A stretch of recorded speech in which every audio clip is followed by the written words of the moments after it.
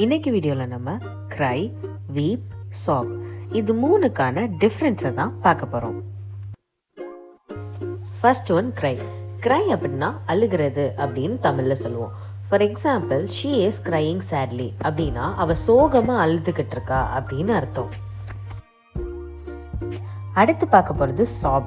சாப் அப்படின்னா தேமி தேமி அழுகிறத நம்ம சாப் அப்படின்னு சொல்லுவோம். For example, he could barely speak as he sobbed uncontrollably overcome with emotion அப்படின்னா அவனால் பேசக்கூட முடியாத அளவுக்கு அவன் தேமி தேமி அழுதுகிட்டு இருந்தான் அப்படின்னு அர்த்தம். அடுத்து நம்ம பார்க்க போகிறது வீப். வீப் அப்படின்னா சத்தமே இல்லாமல் கண்ணீர் விட்டு அழுகிறத நம்ம வீப் அப்படின்னு சொல்லுவோம். For example, the mother weep softly as her child sleeps அப்படின்னா அம்மா வந்துட்டு குழந்தை தூங்கும் போது சத்தமே இல்லாமல் கண்ணீர் விட்டு அழுகிறாங்க அப்படின்னு அர்த்தம். இந்த மாதிரி நீங்களும் இன்னும் நிறைய வேர்ட்ஸ் தெரிஞ்சுட்டு இங்கிலீஷ் ஃப்ளூயண்ட்டாக பேசுகிறதுக்கு நம்ம ஸ்டார்ஸ் இன்ஸ்டிடியூஷனில் ஸ்போக்கன் இங்கிலீஷ் கோர்ஸ் ஜாயின் பண்ணி ஈஸியாக கற்றுக்கோங்க.